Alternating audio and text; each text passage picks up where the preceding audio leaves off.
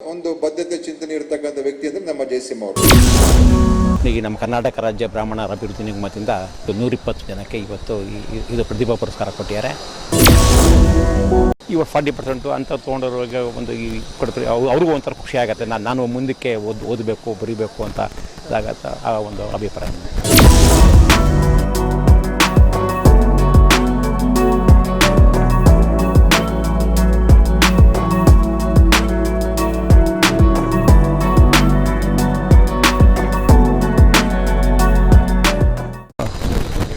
Sir, ಒಟ್ಟು ಈ ನಮ್ಮ ಕರ್ನಾಟಕ ರಾಜ್ಯದಿಂದ ಒಟ್ಟು 120 ಜನಕ್ಕೆ ಈ ಒಂದು ಪ್ರತಿ ಜಿಲ್ಲೆಯಿಂದ 3 ಜನ ಇದು first rank, second rank, third rank ಅಂತ ಈ 15,000 ರೂಪಾಯಿ, 10,000 ರೂಪಾಯಿ, 5,000 ರೂಪಾಯಿ ಈ ಒಂದು ಇದು ಈ ನಮ್ಮ ಕರ್ನಾಟಕ ರಾಜ್ಯ ಬ್ರಾಹ್ಮಣರ ಅಭಿವೃದ್ಧಿ ನಿಗಮದಿಂದ ಈ ನಮ್ಮ ಕರ್ನಾಟಕ ರಾಜ್ಯದ ನಮ್ಮ ಮುಖ್ಯಮಂತ್ರಿಗಳಾದಂಥ ಸಿದ್ದರಾಮಯ್ಯ ಅವರ ಒಂದು ಸರ್ಕಾರದವರು ಈ ನಮ್ಮ ಬ್ರಾಹ್ಮಣರ ಅಭಿವೃದ್ಧಿ ನಿಗಮಕ್ಕೆ ಈ ಥರ ಒಟ್ಟು 120 ಜನಕ್ಕೆ ಇವತ್ತು ಇದು ಪ್ರತಿಭಾ ಪುರಸ್ಕಾರ ಕೊಟ್ಟಿದ್ದಾರೆ.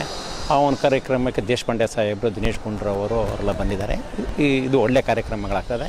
ಇದು ಎಲ್ಲ ಜಿಲ್ಲಾ ಕೇಂದ್ರಗಳಲ್ಲೂ ಕೂಡ ಇದು ಮಾಡಬೇಕು ಅಂತ ಹೇಳ್ಬಿಟ್ಟು ನಾವು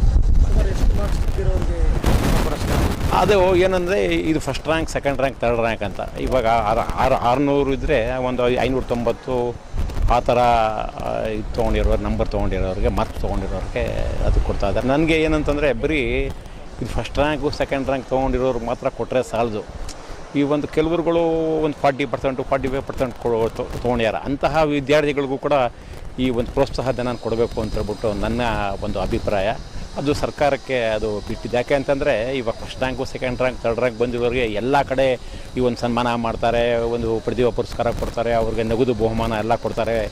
ಆದರೆ ಇದು 40%, 35%, 60% ತೊಗೊಂಡಿರೋರು ಅವ್ರಿಗೆ ಯಾರಿಗೂ ಇದು ಮಾಡಲ್ಲ. ಅಂಥವ್ರಿಗೆ ಈ ಒಂದು ನಾವು ಇದು ಮಾಡಿ ಪ್ರೋತ್ಸಾಹ ಮಾಡಿದ್ರೆ ಇದು ಒಳ್ಳೇದು ಅನಿಸುತ್ತೆ. ಯಾಕೆಂತಂದರೆ ನಾವು ಬರೀ ಈ ಒಂದು ಮೇಲ್ಮಟ್ಟದವ್ರು ಇರೋರಿಗೆ ನೋಡಿದ್ರೆ ಆಗೋಲ್ಲ.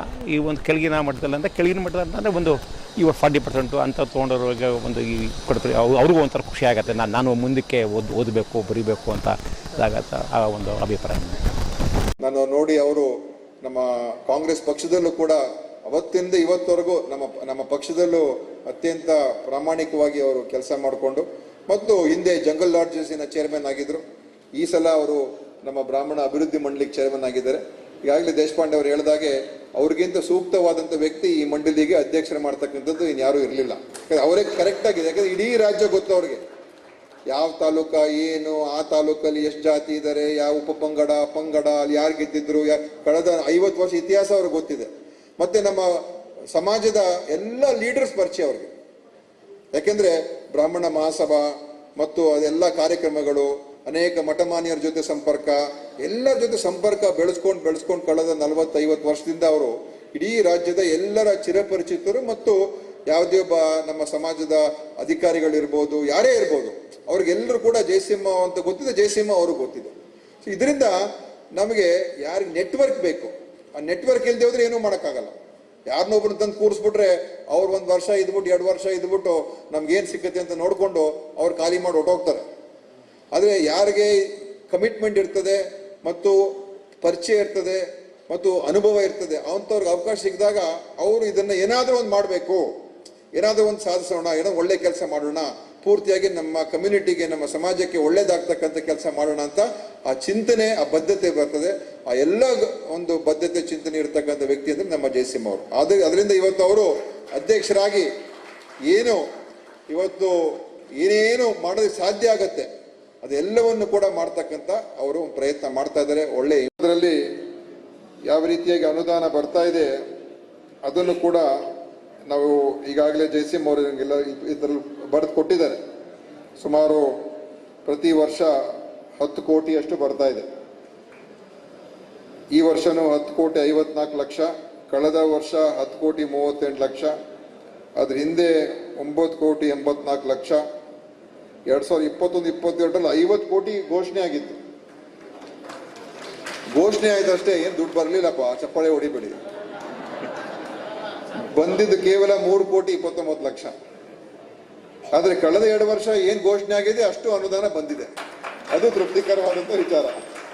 ಯಾಕಂದ್ರೆ ಘೋಷಣೆ ಮಾಡೋದು ಸುಲಭ, ನಾವು ಇಷ್ಟು ಕೊಡ್ತೀವಿ ಅಂತ ಹೇಳ್ಬಿಡೋದು, ಜನರಿಗೆಲ್ಲ ಚಪ್ಪಾಳೆ ಗಿಟ್ಟಿಸ್ಕೊಂಡ್ಬಿಡೋದು, ಆಮೇಲೆ ಏನಾಯಿತು ಯಾರಿಗೂ ಕೂಡ ಗೊತ್ತಿರೋದಿಲ್ಲ. ಅದರಿಂದ ಇದು ಈ ರೀತಿಯಾಗಿ ಈ ವರ್ಷನೂ ಕೂಡ ಅಷ್ಟೇ ಬಂದಿದೆ. ಇದೇನು 10 ಕೋಟಿ ಸಾಕಾಗುತ್ತೆ ಅಂತ ನಾನು ಹೇಳೋದಿಲ್ಲ, ಯಾಕಂದ್ರೆ ಕಾರ್ಯಕ್ರಮಗಳು ಈಗ ಬೇಕಾದಷ್ಟು ಮಾಡೋದಕ್ಕಂತೂ ಎಷ್ಟು ಕೊಟ್ಟರು ಕೂಡ ಸಾಕಾಗೋದಿಲ್ಲ. ಆ ರೀತಿ ನೋಡೋಕೋದ್ರೆ ಅನುದಾನಕ್ಕೆ ಎಷ್ಟು ಕೊಟ್ಟರು ಕೂಡ ಸಾಕಾಗೋದಿಲ್ಲ. ಆದರೆ ಇದನ್ನು ಖಂಡಿತವಾಗಿಯೂ ಇನ್ನೂ ಸ್ವಲ್ಪ ಹೆಚ್ಚು ಮಾಡೋದಕ್ಕೆ ಖಂಡಿತವಾಗಿ ನಾನು ಕೂಡ ನಮ್ಮ ಸರ್ಕಾರದಲ್ಲಿ ಬರುವ ವರ್ಷದಲ್ಲಿ ಇದನ್ನು ಒಂದು ಪ್ರಯತ್ನವನ್ನು ಮಾಡಿ 10 ಕೋಟಿಗಿಂತ ಇನ್ನೂ ಹೆಚ್ಚು ನಾವು ಅನುದಾನವನ್ನು ಬಿಡುಗಡೆ ಮಾಡೋದಕ್ಕೆ, ಸ್ಯಾಂಕ್ಷನ್ ಮಾಡಿಸ್ಕೊಡೋದಕ್ಕೆ ಖಂಡಿತವಾಗಿಯೂ ನಾನು ಕೂಡ ಅದಕ್ಕೆ ನನ್ನ ಸಂಪೂರ್ಣ ಸಪೋರ್ಟ್ ಇರ್ತದೆ. ಅದನ್ನು ಮಾಡಿಸ್ತಕ್ಕಂಥದ್ದಕ್ಕೆ ನಾನು ಖಂಡಿತವಾಗಿಯೂ ಮಾಡಿಸ್ಕೊಡ್ತೀನಿ ಅಂತ ಕೂಡ ಈ ಸಂದರ್ಭದಲ್ಲಿ ಹೇಳೋದಕ್ಕೆ ಬಯಸ್ತಾ ಇದ್ದೀನಿ.